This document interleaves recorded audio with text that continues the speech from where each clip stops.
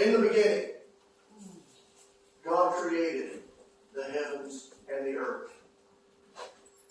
These are words that I am sure are familiar to most everyone in this particular assembly this morning.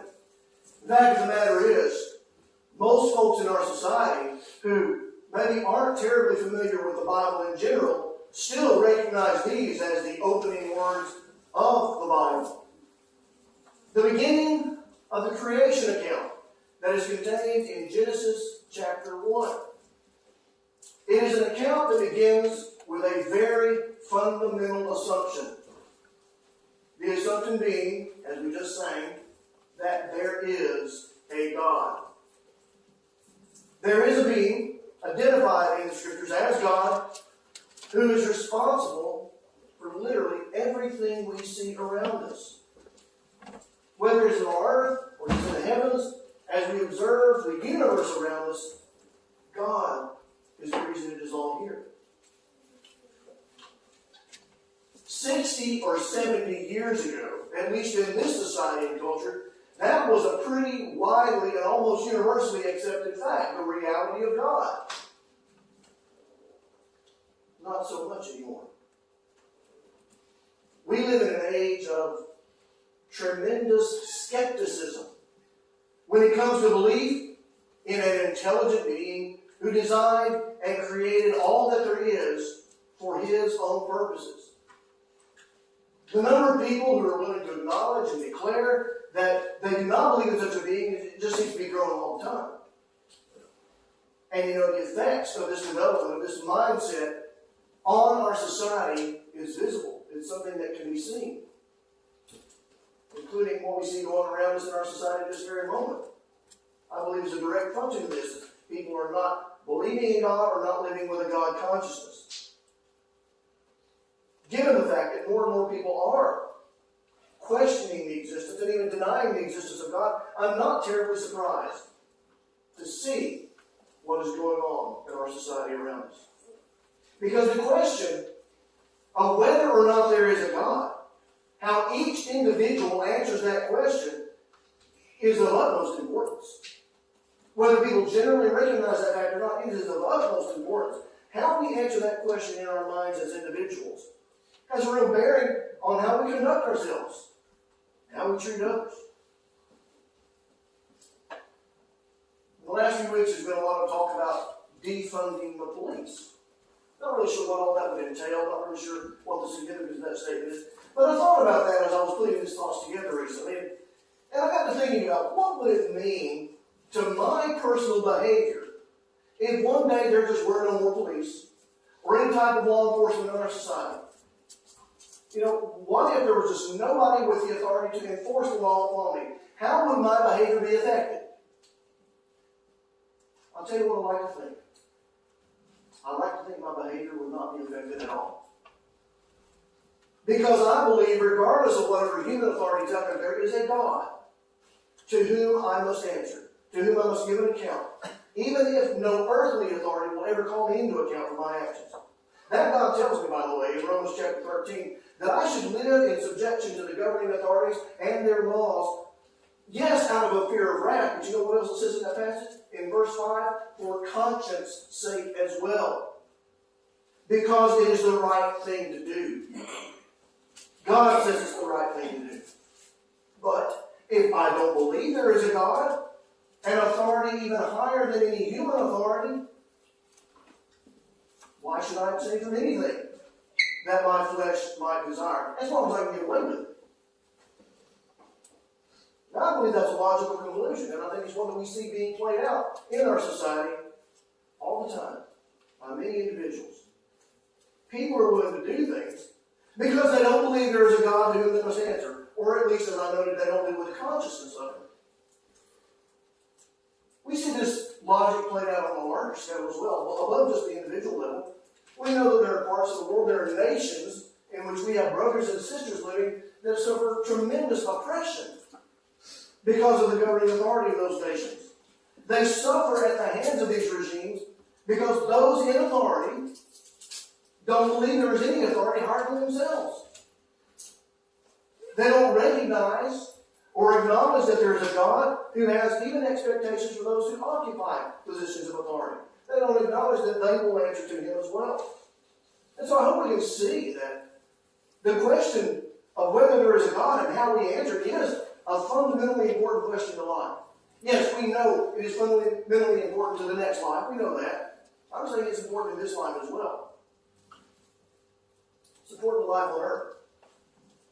And as acknowledgement of God becomes more and more rare in a society, any society, a veil of darkness begins to drop over that society. There is a God. We can't talk about that too much. As fundamental and as basic as I know that seems to many of us here, we can't talk about that too much. We can't emphasize it too much, either to each other or to our friends and associates that we come into contact with.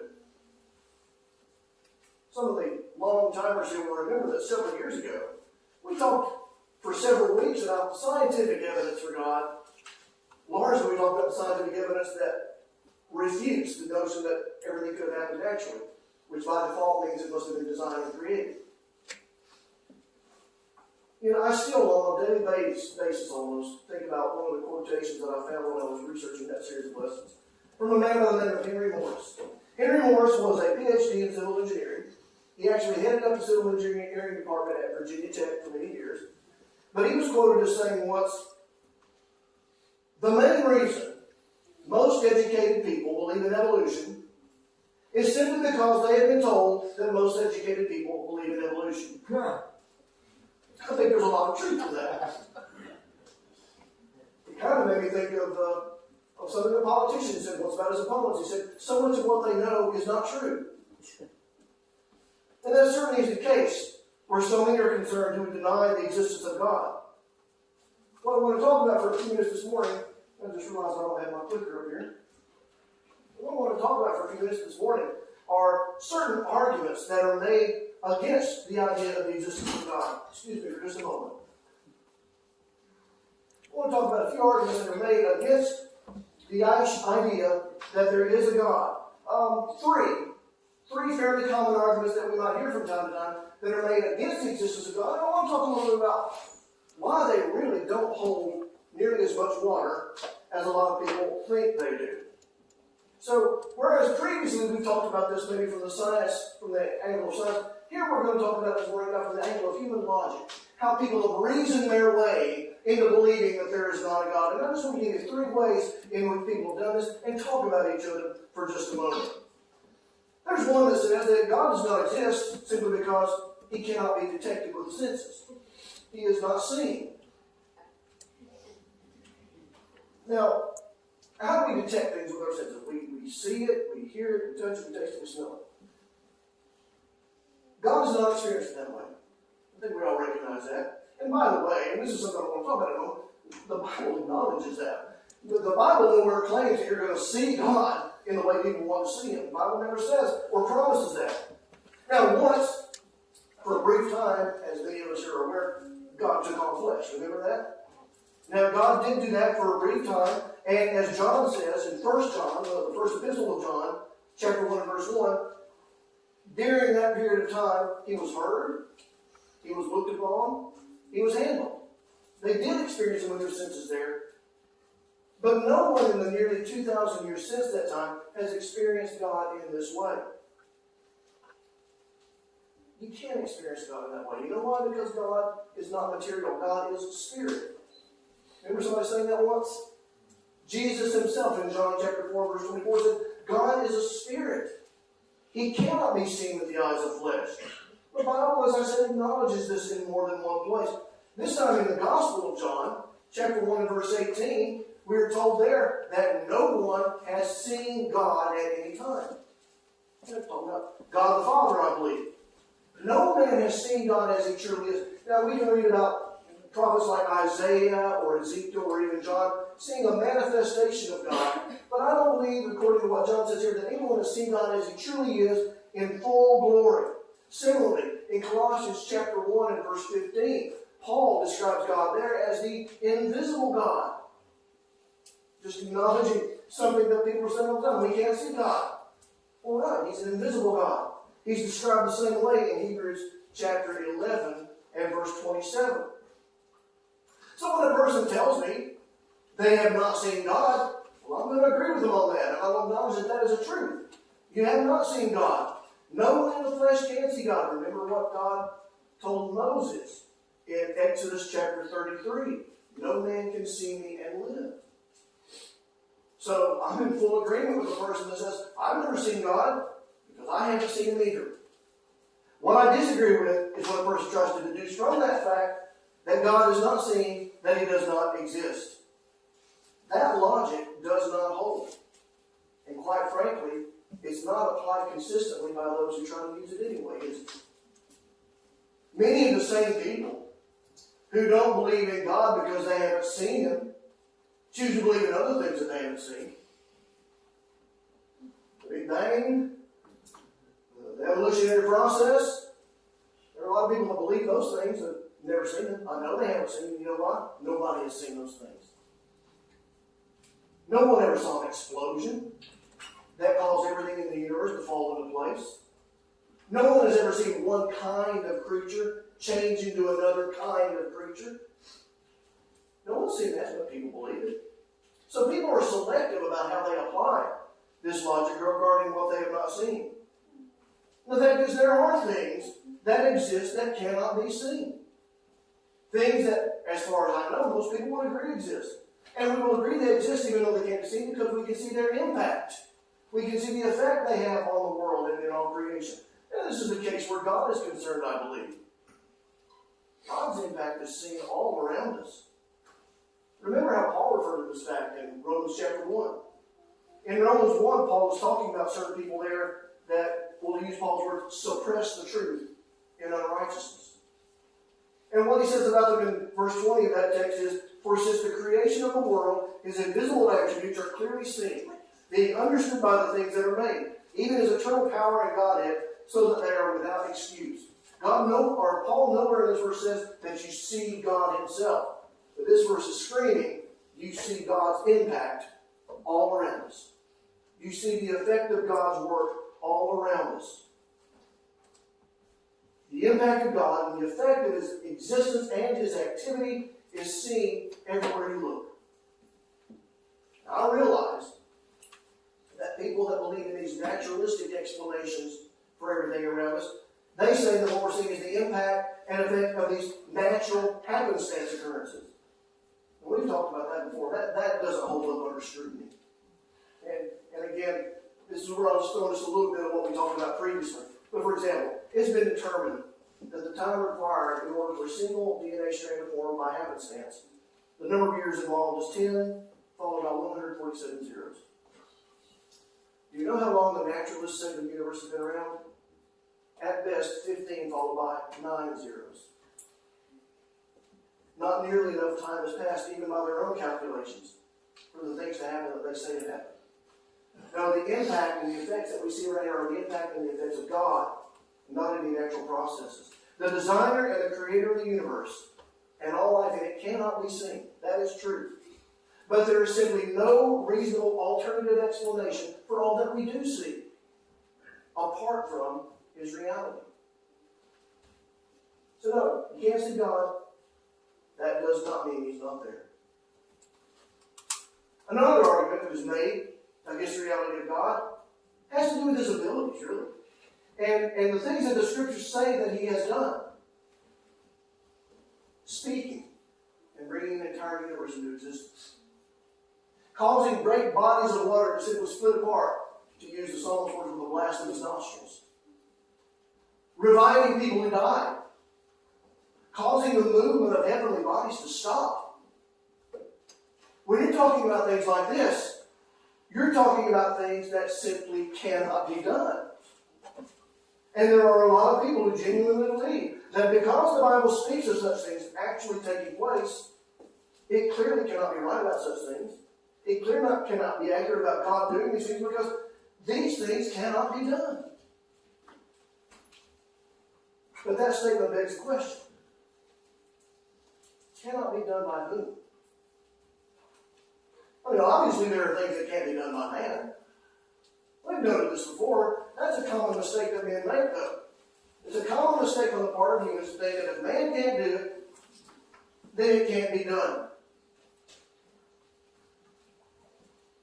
But it's the God who is revealed in the pages of Scripture that I'm seeking to defend this morning. And one thing you've got to remember about what is revealed about this God is that He is not limited by our inabilities. Just because man cannot do something does not mean that it cannot be done. At the outset of this study, I quoted the first verse of the Bible. The first verse of the Bible. The opening words of the Bible. You know, there are, how many words are in the Bible? Does anybody know? It's a bunch. At least 150, right? There are thousands upon thousands of words written in the Bible. But they all begin with this. In the beginning, God created the heavens and the earth. I believe there is a reason that God chose to start His book, His written revelation to man, with these words. I believe there's a reason He opened with a creation account, including noting how it is that He created. He put these things at the beginning of the book, I believe, so that we would know from the get-go He is not like us. God is introducing Himself in these opening words of the Bible. He's letting us know He is there. He's letting us know who He is and what He is like. Now you look at the pagan gods that men have created down through the ages, and they were generally just larger versions of humanity. They were subject to the same temptations and sins as we are. But at the beginning of His book, God lets us know this is not the case where He is concerned. And as you read the rest of this book, it should be with the mindset that this is the God that this book is talking about. The God who made everything. He is a higher being than us. If you want to look at it as a higher form of life, okay, whatever. But He is. I again think of those words of Isaiah in Isaiah 55, one of my many favorite verses of the Bible, where God tells us there that His ways and His thoughts are higher than our own. The Creator of humanity is not human. He is not subject to human limitations. And men make a terrible mistake when they draw conclusions about God based solely on what they know about man. This was the mistake made by the people of the city of Athens in Acts chapter 17. You may recall in Acts 17, Paul's in the city of Athens in Greece. He met with the Areopagus, at the Areopagus, and they listened to him for a while. But you know, there came a point in Paul's message to these people when it says that some stopped listening, and the meeting started to dissolve. And it's down around we'll start in verse 30. Paul says, "Truly these times of ignorance God overlooked, but now commands all men everywhere to repent, because He has appointed a day on which He will judge the world in righteousness by the man whom He has ordained. He has given assurance of this to all by raising Him from the dead." Now we'll stop there for a minute. This is where the meeting started to dissolve. Look what it said next in verse 32. "And when they heard of the resurrection of the dead, some mocked, while others said, 'We will hear you again on this matter.'" Paul started talking about something that the people of Athens knew cannot take place. Resurrection of the dead, come on. Men can't be brought back from the dead, can they? Well, I'll cut them a little bit of slack. They were pagans. They didn't know the God that Paul spoke of prior to this day. Much like Festus in Acts chapter 26. Remember that? Over in Acts 26, Paul was presenting his defense to Agrippa. Now, Agrippa was familiar with the God of the Jews. Festus was not. But as Paul presented his case to Agrippa, when he mentioned that Jesus was the first to rise from the dead, at that point it says, the Roman governor in attendance, Festus, interrupted Paul, called him crazy. Paul, you're talking about things that are impossible. Now we must expect such a reaction from a Roman, a pagan who was unfamiliar with the God that Paul served. But Agrippa was familiar with the God that Paul served and the God that Paul spoke of. And Paul knew this.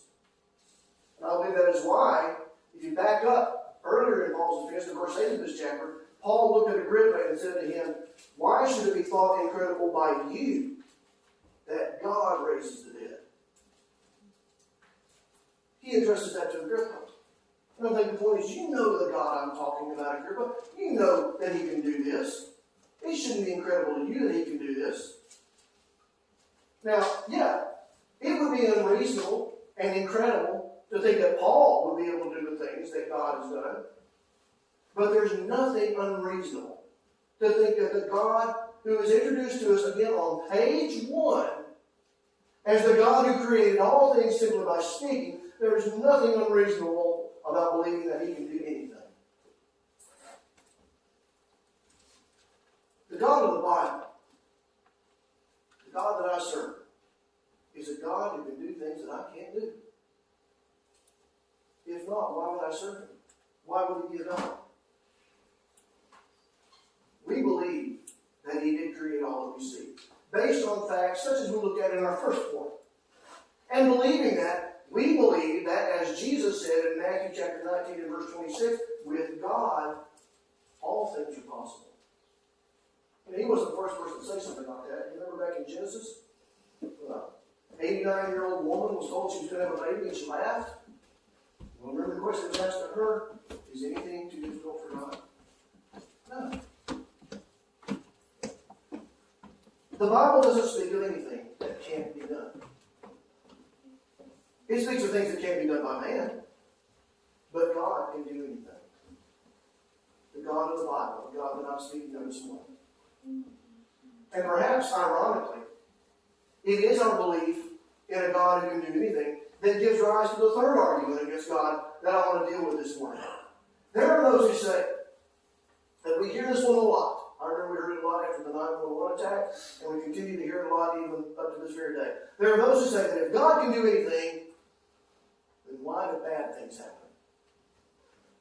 If there is a God who is good, and He can do anything, then why doesn't He stop all the bad? Why does He allow things to happen when He could stop them? We see oppression. We see sickness. We see crime and all manner of wrongs being committed all around us. Sometimes these things happen to us in a very personal way. Tommy and I, we've been robbed twice. We lost a sister-in-law shortly after she gave birth several years ago. We know sickness. We know things like that. You do too. You've experienced some of these things. And even if you haven't, you know people who have. We know that bad things happen in this world. And so many see things like this happening in the world, and they think, and they declare that surely if there was a God, He would stop such things. If He could stop such things, if there was a God who could stop such things, He would stop them. That begs a question. How do you know He would stop them? You know what the answer is for most people, I imagine. How do you know He would stop them? He would stop them because I would if I was in His place. That's what this argument boils down to, really. God doesn't run things the way I would run them if I were in charge. I refuse to believe that there is a God who rules over all because He doesn't rule over all the way that I would rule over all. I hope we all realize God does have a plan for dealing with all the terrible things that we see going on in the world. I thought about what John saw in Revelation chapter 6, when he writes of seeing the souls of all those who've been slain for their faith, and how they called out to God, wanting vengeance, and it's clear they wanted vengeance immediately. They were told to rest a little while longer, until both the number of their fellow servants and their brethren who would be killed as they were was completed. You know what they were told? Hold on, there's going to be some more that are going to be killed for the same reason you were. But you know what God was telling them? Be patient because I am going to act. God was going to act. Just not yet. Not on their timeline, and perhaps not in the way that they thought He should. Remember we talked about Habakkuk a couple of weeks ago? When he wanted God to do something and God told him what He was going to do, Habakkuk said, wait a minute, I don't want you to do that. God does things His own way. He will handle all these things. With regard to sickness and suffering, there's a place free of such things that awaits us. With regard to oppression and crime, judgment is coming upon those who are guilty of such. In the future, when God declares, you say that that's not how you would handle such things? that's not when, where, or how you would set things right, well, okay. But the fact that you would do things differently doesn't mean that there is no God. It just means that you are not Him. Sorry, it makes me think of a bumper sticker I saw a few years ago, when the previous president was in office. And this has been said of presidents of both parties. It's kind of a silly thing to say, I think, but the bumper sticker had the president's name and just said, "So-and-so will never be my president." I remember looking at that thinking, well, that's kind of a silly thing to say. He is the president, whether you acknowledge it or not. But some people didn't like the way he ran his office, and so they wouldn't acknowledge it. You know, God is God. He's in charge, whether we like how he does things or not. If we refuse to acknowledge him, he doesn't go proof and disapprove. The fact is that from where he sits, he is in a much better position to determine what course of action will be the most beneficial for his creation and his purposes. What if God listened to us right now? We demand, God, you've got to set things right now. You need to come in judgment now. What if he did that right now? Let's back it up a little bit. What if he'd done that 20 years ago, 30 years ago, 40 years ago? Because people will be calling out for that for as long as we will call. But what if God had listened to man 50 years ago and said, okay, I'm going to make you into all things? How many people who are now saved would have been lost if he would have done that? You know, according to 2 Peter chapter 3, God wants everyone to be saved. And Peter strongly implies that that's one of the reasons he hasn't come yet. I imagine that affects a lot of the actions that God sometimes takes or does not take. Speaking of presidents, the boys and I recently, for history class, read Thomas Jefferson's first inaugural address. And as Mr. Jefferson spoke of carrying out his duties and responsibilities with the benefit of the entire nation in mind as he carried them out, he said something very interesting. He said, "When right, I shall often be thought wrong by those whose positions will not command a view of the whole ground." In other words, as president, while making decisions and taking actions that will affect the entire nation, there would be things that he would have to consider that perhaps the average citizen hadn't thought about. And he would act on information that perhaps the average citizen didn't have. And so his actions might seem incorrect. But sometimes they might seem incorrect only because the person who thinks they're incorrect doesn't know everything that he knew. So he asked the citizens of this nation for consideration of that fact when they evaluated him. We should do the same with regard to God. You know what Mr. Jefferson said in that inaugural address makes me think of another one of my favorite verses. What Solomon wrote in Ecclesiastes chapter 5 and verse 2. "Do not be rash with your mouth, nor let your heart utter anything hastily before God. For God is in heaven, and you on earth. Therefore let your words be few." I've noted this to you before, but I read this verse and I think to myself, God is in heaven, I am on earth, and so the view of the big picture from where he is a lot better than the view from where I am. So I shouldn't be so quick to question the decisions that he makes, or question whether he even exists simply because he doesn't do the things the way that I would do them.